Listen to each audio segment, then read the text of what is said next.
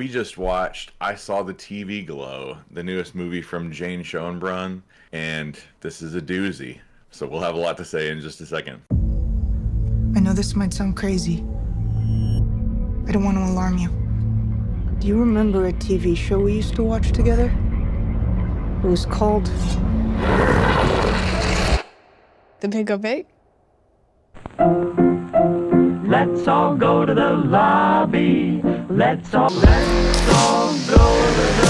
lobby.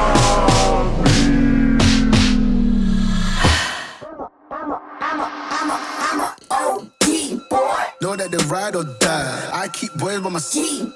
Know that they ride or die. I keep boys by my. What's up, guys? Welcome back to another Odd Popcorn for that review. I'm Chris. I'm Nick. And today we're talking about I Saw the TV Glow. So, like I said, this is the sophomore film from Jane Schoenbrunn. Her first one is called We're All Going to the World's Fair. I don't think you've seen this, right? No. I did not like that movie, but I thought I would give this one a try because it's getting a lot of praise. It seems like a little more adventurous of a premise and everything. But if you guys don't know, we don't talk about these movies beforehand with each other. And I am interested to see how you felt about this one. Before we do that, what's the premise of this movie? Hold on, let me bring it up. Teenager Owen is just trying to make it through life in the suburbs when his classmate introduces him to a mysterious late-night TV show, a vision of a supernatural world beneath their own. In the pale glow of the television, Owen's view of reality begins to crack. That's one way to put it. Right. There's a lot more. There's a lot more to it than that. But yeah. So what were your thoughts walking out of the theater? Let down from the trailers. I was really excited to see this movie, and then after watching it, it kind of just felt like somebody's film school project or like some kind of art house like thing. senior thesis. Yeah. Yeah, Yeah. The concept was kind of cool, and then I feel like it just dropped the ball. Like the whole premise is kind of like seems like nostalgia is trying to like play a big part of nostalgia, and maybe like the things that you remember aren't as good as you remember them to be.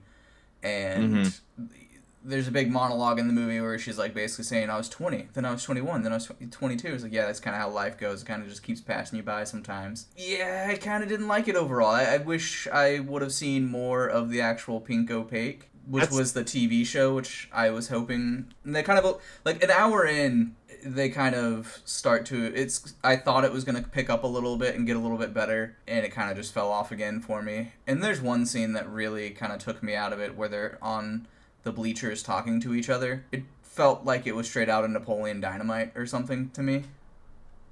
Yeah. I think I know the scene you're talking about. Yeah, I mean, so I will say this. There are things to like here. It's not like it's an absolute 100% complete letdown. It's got an interesting color palette. It looks cool. I think they captured like that nostalgic 90s TV look well. It felt like an old weirdo had to be made in the 90s kind of Nickelodeon TV show that would be the last thing that airs before it turns to TV land and it's old reruns I Love Lucy and I Dream of Jeannie.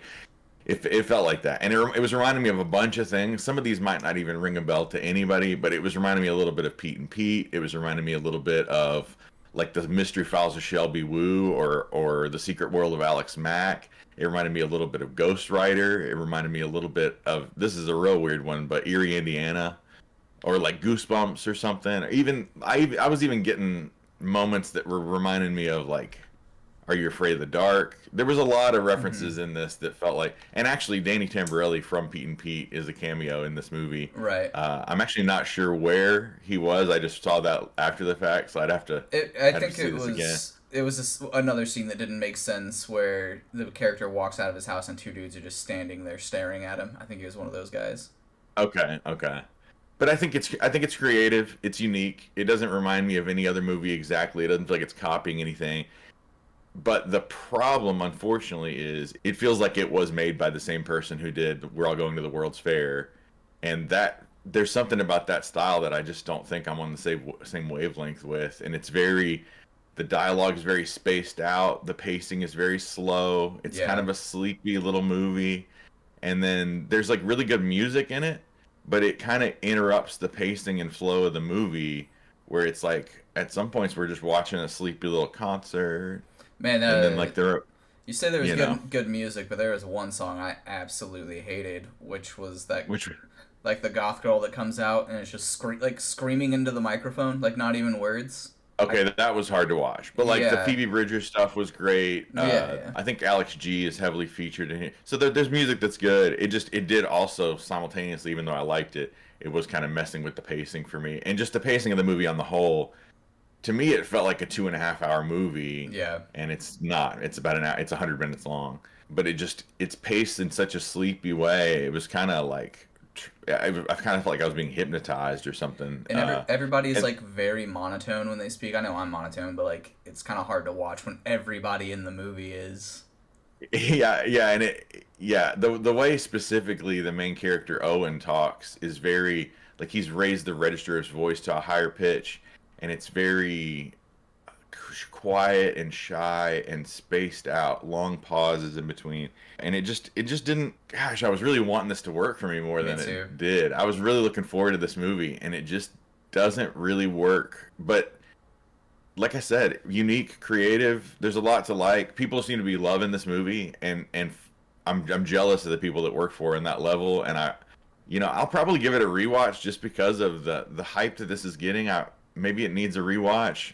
I don't want to write it off immediately, but so here's something I wanted to talk about with you though. Okay. So apparently this is ultimately an analogy for not living your authentically transgender self. Okay. Oh. Kind of spoilers, Yeah. I guess. I guess I see that. But I needed that to be explained to me, and maybe I'm just dense, but I just didn't get that organically from the movie on its own. I literally had to Yeah. like Wikipedia, like I had to look up stuff about this movie, not reviews or anything, but I had to look up stuff about this movie to find out that that's what's going on here. Is like it's like a cautionary tale about what happens if you don't live your authentic trans life. And that's like the aging and everything, and him at the way that the movie ends and everything is all about not living the authentic trans self. But I felt like I'm decoding. I felt like I was back in 2010 trying to decipher Donnie Darko again or something. And maybe Right. I'm just dense, man. But that was not obvious to you either, right? No, I mean even when there's a point in the movie about halfway through where, spoilers a little bit, where she kind of alludes to the fact that like we are the pink opaque, we're trapped in this illusionary world from the main character or whatever, and then she's like, do you remember our weekends watching that show? Does it? And then it's like him in a dress and stuff. Sometimes the pink opaque feels more real than real life. Manny, it was a TV show. Are you sure that's all it was? So I guess, but I didn't get it watching the movie. No, I thought it was like Like, maybe. is it? I just don't usually get this confused by something that it's like. So is the takeaway that they were like reenacting a show called The Pink Opaque that really is a much lesser TV show? Because what we were being presented in the beginning of The Pink Opaque is like real weirdo, obscure, like gonzo TV that's just out real out there. And then when he watches it again at the end, he's like, the show seemed different and like lower quality and not what I remembered. Yeah. And it is. Like what you're seeing now is a whole different show that is not, it's just like a kid's show that's real generic and nobody would watch as an adult. Nothing really appealing about it. And it's very much different than so what are they trying to say? That like there was this lesser show that they became obsessed with and started reenacting, and him playing like not playing, but like wearing dresses and stuff and like hiding away because he's sneaking away from his parents and saying that he's having sleepovers at a friend's house and he's really going over to this girl's house. And there is that whole thing about like, do you like boys or because she says she's a lesbian essentially, Yeah. and she's like, do you like boys or girls or what do you? And he says, I think I just like TV shows. What about you? Do you like girls? I think that I like TV shows. And I guess I was supposed to read into that more, but I kind of just thought, like, if anything, maybe that's him saying, like, he's asexual. I don't know. Maybe. No judgment on any of it. It's just, like, I just didn't think yeah. I didn't think the message was quite as clear to me as it is to other people. And again, it could be on me. on that one, but I didn't pick up on that. And I also didn't notice, by the way, this is like kind of unrelated, but I didn't notice that his dad is Fred Durst. I didn't either. I was looking up something about the actors, and then I saw Fred Durst. I was like, who the fuck was Fred Durst in this movie? Fred Durst, man, come on. Some more nostalgia, yeah. And also the actress who plays one of the two girls inside the TV show The Pink Opaque is a recording artist that goes by Snail Mail that I'm a fan of, and didn't even recognize her. There's a lot of weird little probably more than I didn't notice the Danny Tamborelli thing and all this, probably more than I realized. But yeah, and it also the narrative here is interesting because it takes place over long periods of time with big gaps. Yeah, like we're skipping ahead years and years in time, eventually 20 years in time, but they don't do a whole lot to make people look all that different. No, like except for the very end. At the very beginning, he's in 7th grade, and it's a whole different actor that looks like he's in 7th grade. But the next time you see him, he's in like 9th grade, and he's Justice. He's Justice Smith. Yeah. And he stays Justice Smith the whole time. So he's a 9th grader, and then he looks a little older when he's like 19 or whatever it is. But then by the end of the movie, he's like 60 or something, and it's still Justice Smith, just with like very chapped lips. Yeah. And a longer hairdo or something. And the end, she does this, not to ruin, but I just don't think you'll probably ever check it out. But We're All Going to the World's Fair felt like the same way with the pacing, where it's like it doesn't really feel like it builds up to a satisfying ending. Yeah, it's like in both cases, the credits show up, and you're like, oh, yeah, okay, that's kind of. I guess that's all we get. Yeah, it is really weird because it's like I said, I thought at one point it was going to pick up where she shows back up because Maddie, the other main character, goes missing for like 8 years and then shows back up and then is talking about like we have really been buried and it's only been seconds, where it's felt like years to us. And I was like, oh, okay, so this might get interesting now. Like maybe they really are in the other world. And then it didn't get interesting after that. It's like hypnotic, man. The way everybody's talking, because like a lot of things, like you mentioned it, and I totally agree. What I wanted to see was more of the show, The Pink Opaque. Yeah. It sounds really interesting. Whenever you're looking at that, it looks nostalgic. It looks cool. It looks like 90s TV. It looks interesting.